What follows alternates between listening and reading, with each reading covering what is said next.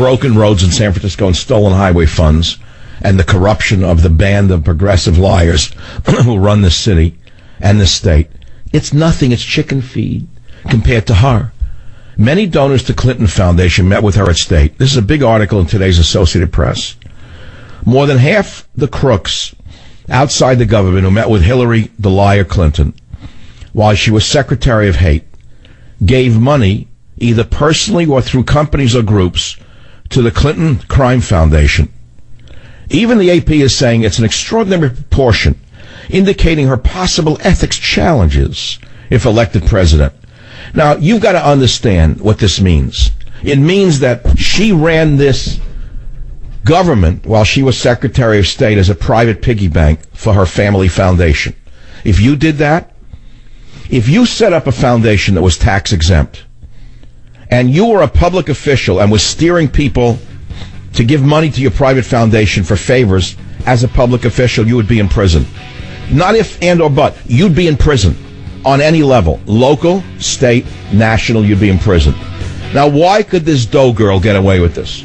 How does this bowling pin of a human being get away with this? How in the world could you even think of electing somebody more corrupt than anyone in the history of organized crime? How could you even think of it?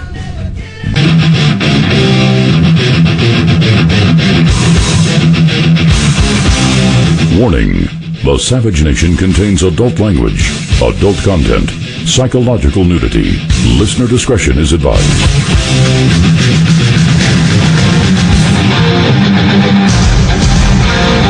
And now, America's most exciting radio talk show, The Savage Nation, home of borders, language, culture. And here he is, winner of the National Radio Hall of Fame Award, Michael Savage.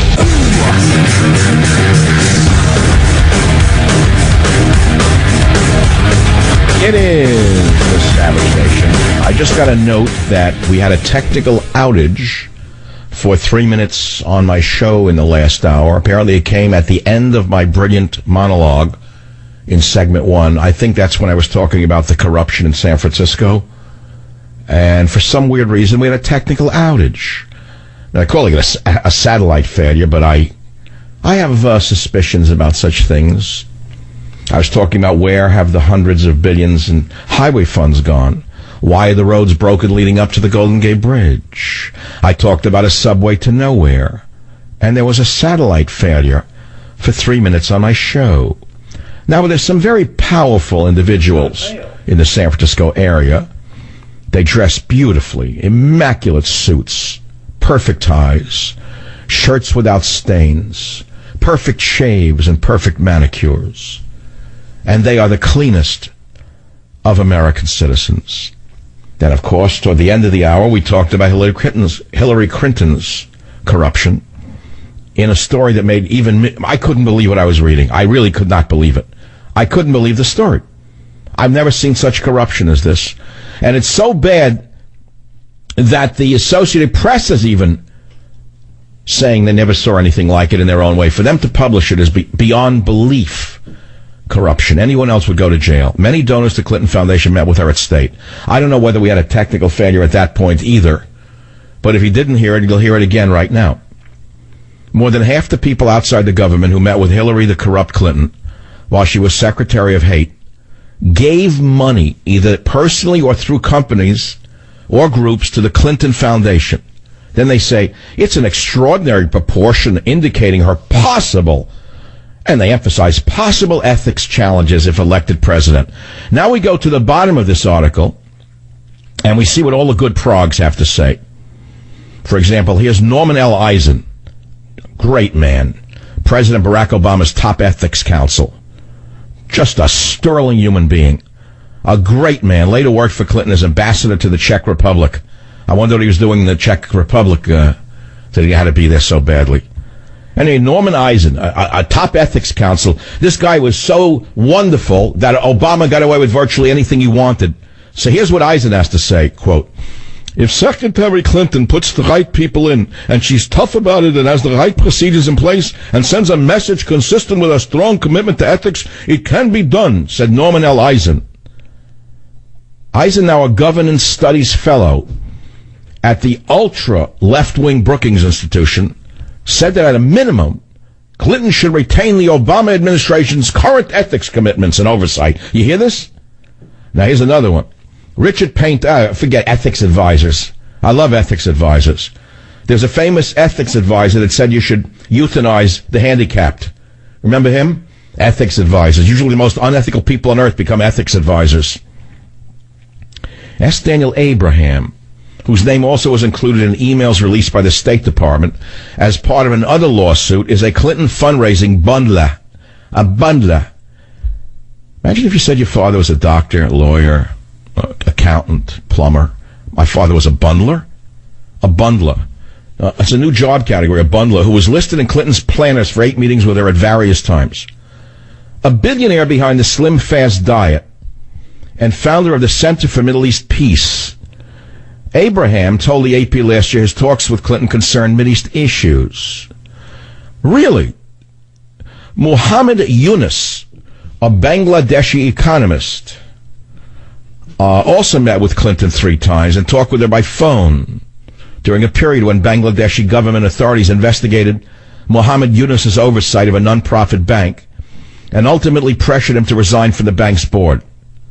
Throughout the process, he pleaded for help in messages routed to Hillary Clinton, and she ordered aides to find ways to assist him. That's called RICO. We had a legitimate government. It's a RICO statute that's invoked, and they're indicted under RICO statutes. Racketeering, influence, corrupt organization. There's more here. Just read it for yourself. As a U.S. Senator from New York, Hillary Clinton, as well as then Massachusetts Senator John Kerry,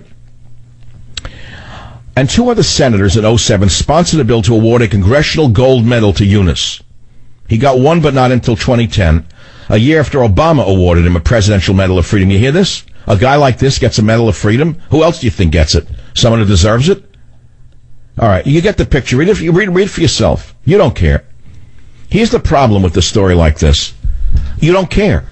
Those who would never touch this woman with a stick never know she's corrupt and rotten and deserves prison.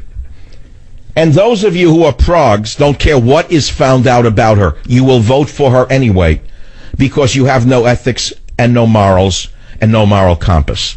And that's the problem with America today. And it's all a matter of whether the sick man in the White House, the goofy golfer, if you want to put it in a mild manner, if the goofy golfer has flooded enough Mexicans, Hondurans, El Salvadorans, and Syrians into Republican congressional districts, and if the goofy golfer has so watered down voter ID laws that people can vote 20 times, then all is lost forever, and America becomes that airliner in the sky that explodes at 35,000 feet. That's the opening to Hour 2. I hope you heard some of this. I do not know if we had another technical failure with a satellite outage during this little discourse here. But I want to ask you something. How can you vote for a woman who was so openly corrupt? So corrupt that even the Associated Press has to report this story, that at least 85 of 154 people from private interests who met or had phone conversations scheduled with corrupt Clinton while she led the State Department donated to her family charity or pledged commitments to its international programs, according to a review of State Department documents. Now, let me explain something to you. The only reason this came out is because Judicial Watch made it come out. You want to hear how much money is involved? Combined, the 85 donors contributed as much as $156 million. At least 40 people donated more than $100,000 each. And 20 of these people gave her more than $1 million. How's that for the 0.001% who make believe that they're for the 99%? Donors who were granted time with Hillary Clinton included an internationally known economist who asked for her help as the Bangladeshi government pressured him to resign from a nonprofit bank he ran, a so-called Wall Street executive who sought Clinton's help with a visa problem, and Estee Lauder executives who were listed as meeting with Clinton while her department worked with the firm's corporate charity to counter gender-based violence in South Africa. And the AP says, the meetings between the Democratic presidential nominee and foundation donors do not appear to violate legal agreements Clinton and former President Bill Clinton signed before she joined the State Department in 2009.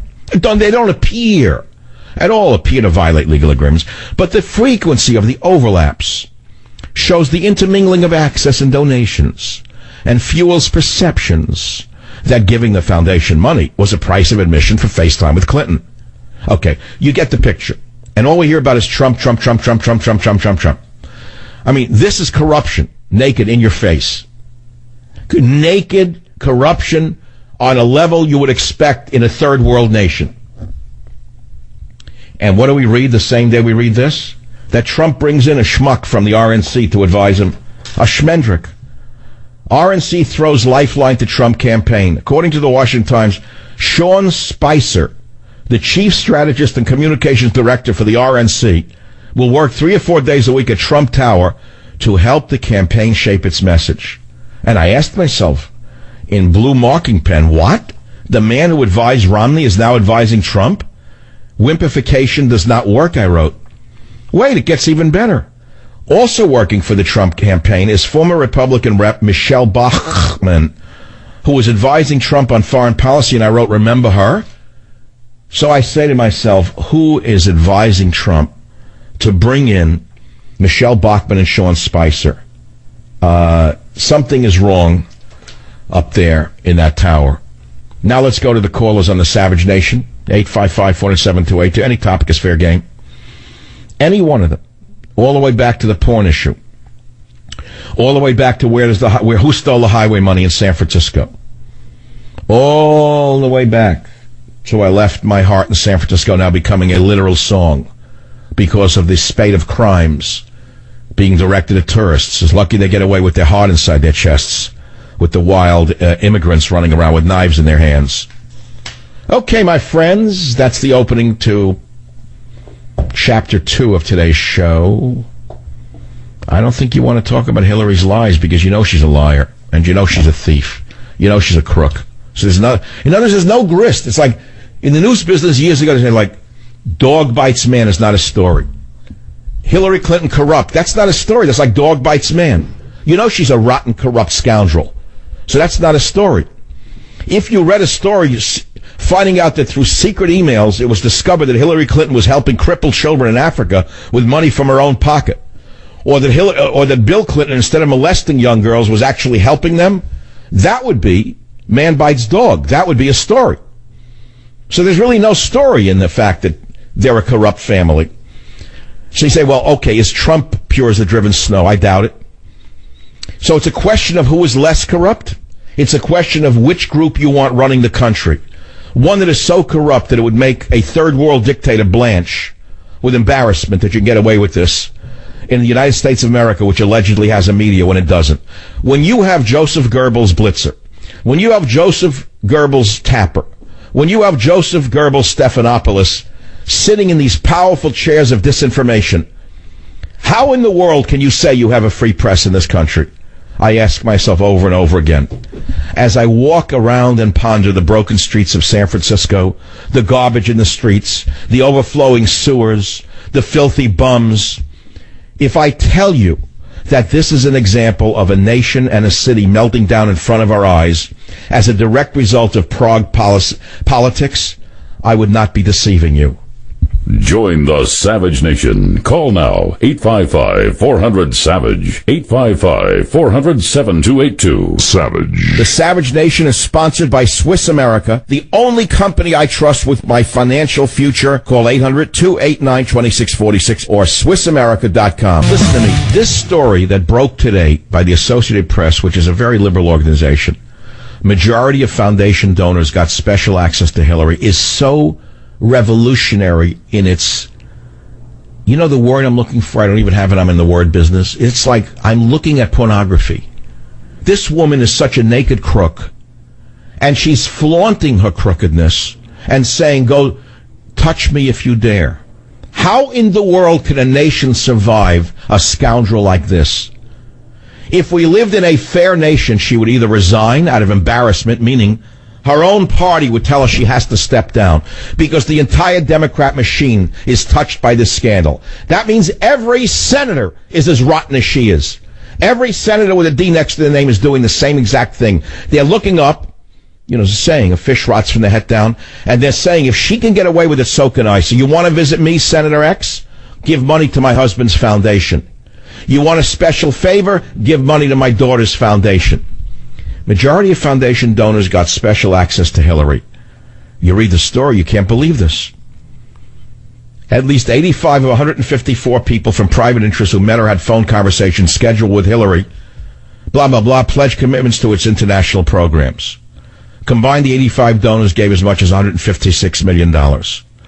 And it lists those who did it. But there's more in this story than I read before. The AP's findings represent the first systematic effort to calculate the scope of the intersecting interests of Clinton Foundation donors and people who met personally with Clinton or spoke to her by phone about their needs. Now, wait, it gets even better. The 154 did not include U.S. federal employees or foreign government reps. Clinton met with reps of at least 16 foreign governments that donated as much as $170 million to the Clinton charity.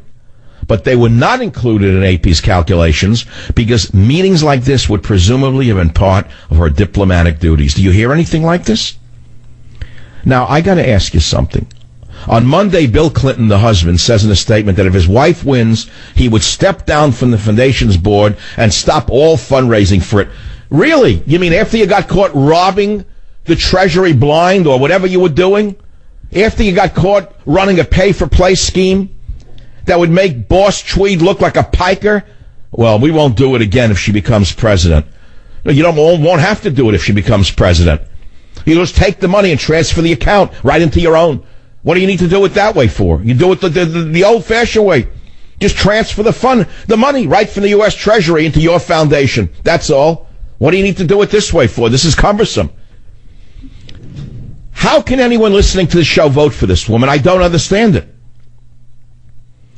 There's a lot of potential conflicts and a lot of potential problems, said Douglas White, an expert on nonprofits. The point is you can't just walk away from these 6,000 donors.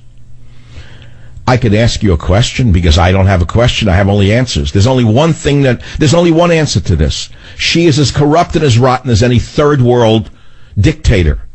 They are like a third world couple. And the couple that comes to mind that I've mentioned before is like the Marcos couple in the Philippines. The shoe woman, the closet full of shoes. U.S. Secretary of State Hillary Clinton met with Grameen Bank founder and Nobel laureate Muhammad Yunus. Nobel laureate, another wonderful institution. A Nobel Peace Prize, you know what that means? Nothing. You buy them like you buy Cracker Jacks. Take a look at who's one half of them. Barack Obama got one for being Barack Obama. Before he was a month in office, they gave him one. A Nobel laureate. Oh, wow, he won the Dynamite Prize. Great. You think he didn't buy it, lobby for it? So what has to happen? Who can actually take her out and arrest her and try her for this? Do you realize? I don't even know. I think it would have to be the Attorney General of the United States of America. Now, do you actually think that Loretta Lynch would do a thing like that when she is nothing but a puppet of the entire establishment that permits this to go on? And secondly, Loretta Lynch is very busy right now trying to find out if anyone is screaming Muslim in a crowded theater. Because remember, if you say Muslim in the wrong inflection, she will bring the entire force of the Justice Department down upon you. This, of course, the pay-for-play in the State Department, is of no interest to her whatsoever, because there's not a tint of racism in any of it, nor of homophobia. Join the Savage Nation. Call now, 855-400-SAVAGE, 855-400-7282. It is Savage Nation. I feel cheated today. I feel cheated by my nation. I feel cheated by my government. I feel cheated by my media.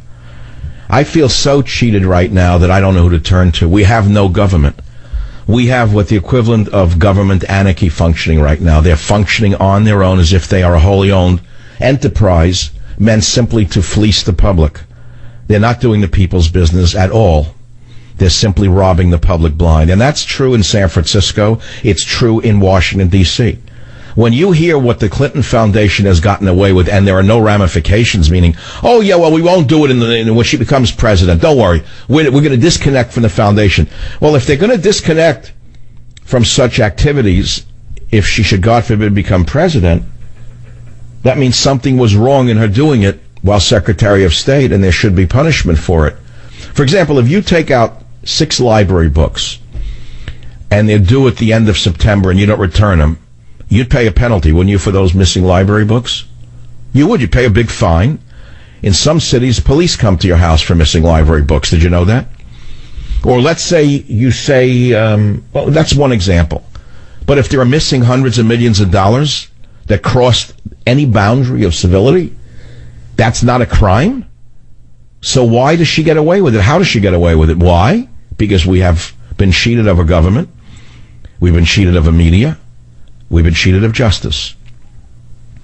Now, I told you in the first hour of this show there were several minutes that did not get broadcast. There was dead air. Is that right? Raise your hand if you didn't know where I went for those 3 minutes. Apparently there was a major satellite failure that affected not only my show, but others. I don't know what's actually in them, but we're going to play them for you right now. I want to see if my conspiracy theories have any validity. Let's listen for a minute. These are the missing minutes from hour 1 when we had blank air going out to the world on the Savage Nation. Ladies and gentlemen, if I were Clarence Darrow conducting the Scopes monkey trial, I would say a few things now in a court of law in order to try to impress you with the idea that we're living in a totally insane society as a result of progressive policies. And if it is not curtailed with us standing up and saying enough is enough, just shut up, do what you want to do, but get the hell out of my face and get out of my life. You're not going to dictate to me anymore what I should say about reality. You're the one who's confused, not me. Would that make me an intolerant person or a sane person who has had enough? Have you had enough of the dictatorship of the minorities who are now dictating what you should think and feel about reality? Or am I the last man who is not crazy in this society? And again, it comes back to the number one story that I told you today. I talked about crime in San Francisco. I talked about broken highways in San Francisco. I asked where the federal highway money has gone, who is stealing it, because there are billions of dollars sent into this area by the federal government to fix roadways. Where is the money? And I mean the roads leading up to the Golden Gate Bridge, for example. It's a broken road that you wouldn't find in a major area of Malaysia. Who's stealing the money? Are you telling me that the senators in this city, Feinstein and the other one, Boxer, don't drive over the Golden Gate Bridge? They don't feel the broken road under their car? You're telling me that Pelosi, going to her country estate over the Golden Gate Bridge, doesn't see the broken road and ask herself, why is this road broken, going onto an iconic structure like the Golden Gate Bridge? Where is the money going? Who's stealing the money? It's a simple question.